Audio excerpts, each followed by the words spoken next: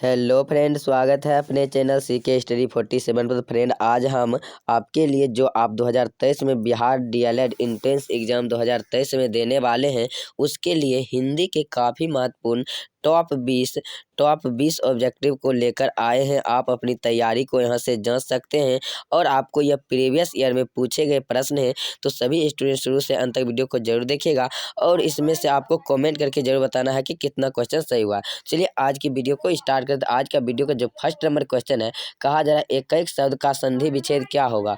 तो एक शब्द का संधि विच्छेद क्या होगा, तो एक शब्द का जो संधि विच्छेद आपका होता है, 1+1 को यदि आप जोड़ेंगे तो यह क्या होगा, एक होगा। बिल्कुल correct answer option number A हो जाएगा। तो आपको कमेंट करके बताना यह क्वेश्चन सही हुआ या नहीं, और यह क्वेश्चन आपके एग्जाम में पूछे गए हैं प्रीवियस ईयर में, तो आपको याद रखना काफ़ी महत्वपूर्ण हो जाता है। क्वेश्चन नंबर 2 है अपना और पराया का समास का उदाहरण। तो अपना और पराया जो है वह किस समास का उदाहरण है, तो अपना और पराया अर्थात अपोजिट रहेगा। दिन रात, चाचा चाची, मौसा मौसी, प्रत्यक्ष अप्रत्यक्ष, ये सभी यदि रहेगा तो यह क्या हो जाता है, द्वंद्व समास, जो कि बिल्कुल correct answer option number A हो जाएगा। तो फ्रेंड, आपको इसे याद रखना, ये भी क्वेश्चन आपके प्रीवियस ईयर में पूछे गए हैं और आपके समझ से 2 मार्क्स से आते हैं, तो आपको इसे याद रखना है। अगला क्वेश्चन आपको 3 नंबर क्वेश्चन है, जो कि आपको स्क्रीन पर दिख रहा है। कहा जा रहा है एक अनार 100 बीमार, मुहावरे का सही अर्थ क्या होता है। तो एक अनार है और 100 बीमार अनार को देखकर हो रहा है। अनार को खाने के लिए 100 बीमार पड़ रहे लोग कि हम बीमार होंगे तो हमें मिलेगा खाने के लिए। तो उसी का अर्थ होता है, मुहावरा का अर्थ क्या होता है, तो वस्तु एक लेकिन लेने वाला अधिक हो जाता है, तो उसी को कहा जाता है एक अनार 100 बीमार। मुहावरे का अर्थ बिल्कुल करेक्ट आंसर डी हो जाएगा। तो आप इसे याद रखिएगा। तो अभी तक यदि फ्रेंड आप चैनल पर नए हो, चैनल को सब्सक्राइब कर लीजिएगा और वीडियो को लाइक तो कर ही लीजिएगा, क्योंकि आपके लिए मैं बहुत मेहनत करता हूँ, वीडियो बनाने में बहुत मेहनत लगता है। तो आप वीडियो को लाइक कर लीजिएगा और वीडियो के डिस्क्रिप्शन में व्हाट्सएप ग्रुप का लिंक है, आप उस व्हाट्सएप ग्रुप में जरूर जुड़े, क्योंकि आपको क्लास के नोटिफिकेशन के साथ साथ ये जो क्लास करवाया जाता है इसका PDF बिल्कुल फ्री में आपको वहाँ पर ग्रुप में मिलता है, तो आप वहाँ पर जुड़ जाएंगे। चलिए आज का 4 नंबर क्वेश्चन है आँख का अंधा, नाम का नैन, सुख, लोकोक्तियाँ का उपयुक्त अर्थ। तो आपका लोकोक्तियाँ जो यहाँ पर दिया जा रहा है, एक लोकोक्तियाँ आपके एग्जाम में पूछा जाता है, तो आपको याद कर लेना है। तो मैं इसको स्पेशल वीडियो लेकर आऊँगा, 10 से 12 लोकोक्तियाँ कराएंगे, उसी में से आ जाएगा। कहा जाए क्या, तो आँख का अंधा, नैन, सुख, लोकोक्तियाँ का उपयुक्त अर्थ क्या होता है। यहाँ पर ऑप्शन नंबर सी बिल्कुल करेक्ट आंसर हो जाएगा, गुण के विरुद्ध नाम होना। उनका गुण क्या है, तो गुण है आँख से अंधा, लेकिन नाम क्या रख रहा है, तो एकदम नैन सुख रख रहा है। तो आपको ऐसा नाम नहीं रखना है, जैसा व्यक्ति है उसको गुण के आधार पर नाम रख सकते हैं, कोई दिक्कत की बात नहीं। क्वेश्चन नंबर 5 है निम्नलिखित में कौन शुद्ध वाक्य है। तो यहाँ पर शुद्ध वाक्य आपको बताना है।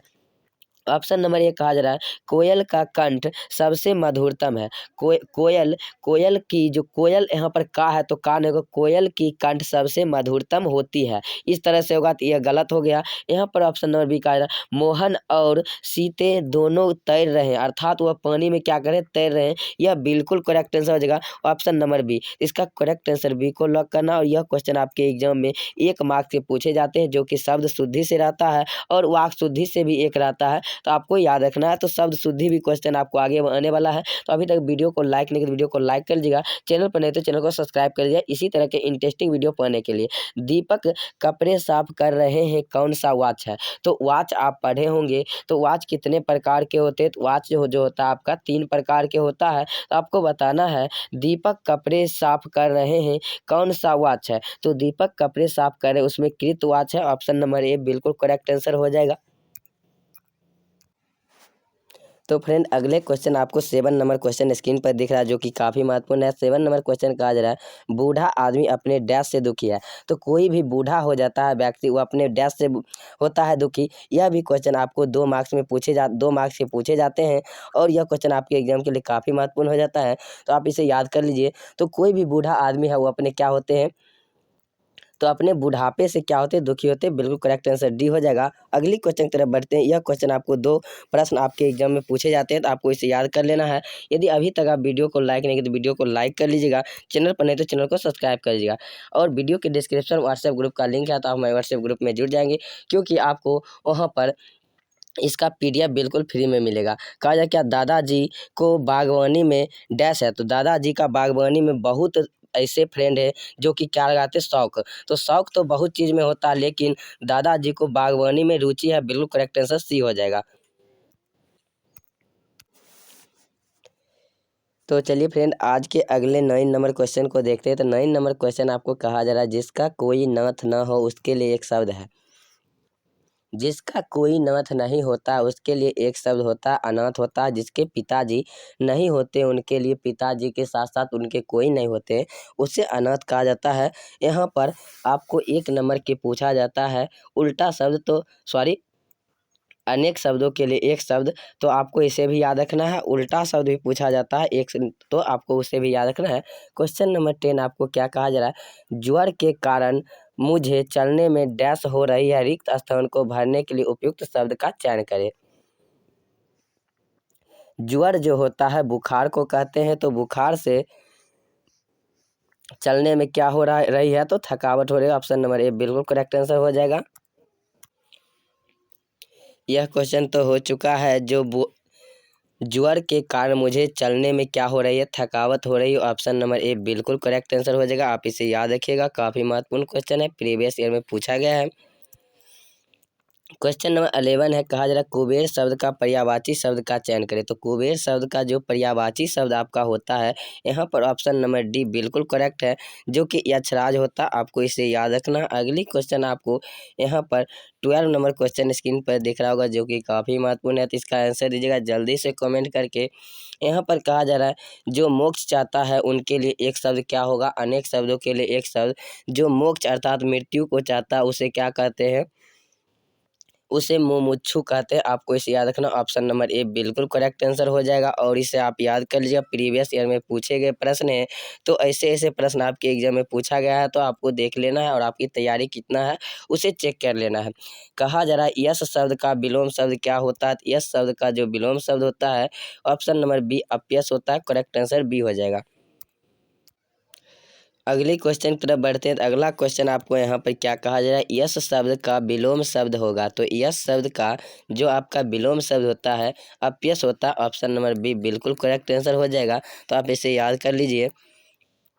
अगला क्वेश्चन 14 नंबर क्वेश्चन है, इसका आंसर जल्दी से कमेंट सेक्शन में कमेंट करके आप सभी स्टूडेंट दीजिए। कहा जा रहा है योग शब्द का विलोम शब्द क्या होता है।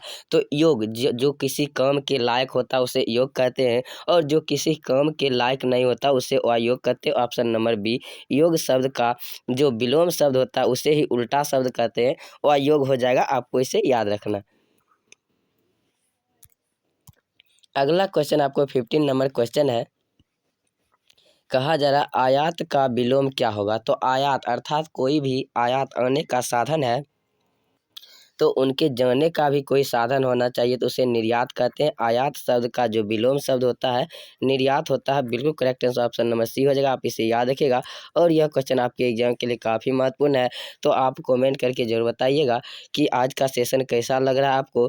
यहाँ पर कहा जा रहा है आस्तिक का विलोम शब्द क्या है। तो आस्तिक का जो विलोम शब्द होता है वह नास्तिक होता है। विलोम शब्द आपको 1 नंबर के पूछे जाते हैं, और ये सभी प्रश्न आपको प्रीवियस ईयर में पूछे गए हैं, तो आपको इसे याद रखना है। और पर्यायवाची शब्द भी आपको 1 नंबर के पूछते हैं, और पिछले साल आपको पूछे गए। तो पृथ्वी का पर्यायवाची शब्द, पृथ्वी का पर्यायवाची शब्द बच्चे वाले यहाँ पर दिया गया ऑप्शन नंबर बी, जो कि भूमि दिया। आपको याद रखना, बिल्कुल करेक्ट आंसर बी। अगली क्वेश्चन आपको 18 नंबर क्वेश्चन है, जो कि काफ़ी महत्वपूर्ण है आपके एग्जाम की दृष्टि से। इसका आंसर ये कहा जाए परीक्षा में सफलता के लिए दृढ़ निश्चय करना आवश्यक है। तो आपका अभी बिहार डीएलएड एंट्रेंस एग्जाम जो कि मार्च में होने वाला है, उसके लिए आपको क्या करना है, तो दृढ़ निश्चय करना आवश्यक है। तो वो दृढ़ निश्चय कर लेते हैं, तो आप क्या कर लेते हैं, अर्थात कमर कस लेते हैं कि हमें उस एग्जाम के लिए तैयारी कर लेना है, और कर भी लिए हैं। बिल्कुल करेक्ट आंसर सी हो जाएगा। आपको इसे याद रखना, काफ़ी महत्वपूर्ण क्वेश्चन है। और आज के वीडियो के सेकंड लास्ट नंबर क्वेश्चन जो कि काफ़ी इंपॉर्टेंट है, इसका आंसर दी जल्दी से।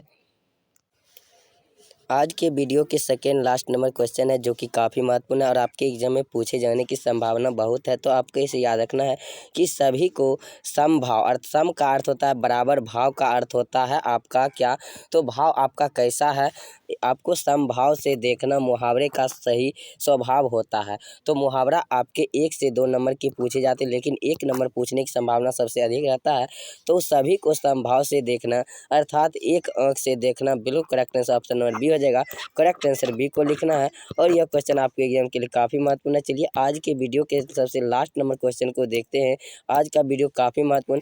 निम्नलिखित में से कौन तद्भव है? तो संस्कृत के मूल रूप को तत्सम कहते हैं, लेकिन संस्कृत के बिगड़े रूप को तद्भव कहते हैं। तो संस्कृत के मूल रूप यहाँ पर अग्नि है, वीर है, भक्त है, ये सभी क्या है? तो तत्सम है। लेकिन आपको ऑप्शन नंबर ए बिल्कुल करेक्ट आंसर 14 जो है ये क्या हो जाएगा? तो तद्भव हो जाएगा। आपको बिल्कुल correct answer option number A को याद रखना है बच्चों। तो चलिए आज का सेशन आपको कैसा लगा कमेंट करके जरूर बताएंगे। तो आप फिर मिलते हैं नेक्स्ट सेशन में, तब तक के लिए लव यू, जय हिंद, जय भारत। और आपको बच्चों वीडियो के डिस्क्रिप्शन व्हाट्सएप ग्रुप का लिंक है, तो आप हमारे व्हाट्सएप ग्रुप में जुड़ जाएंगे। PDF आपको वहां पर बिल्कुल फ्री में दिया जाता है, तो आप वहां से डाउनलोड करके पढ़ सकते हैं और क्लास का नोटिफिकेशन भी। थैंक यू, जय हिंद, जय भारत। Thank for watching.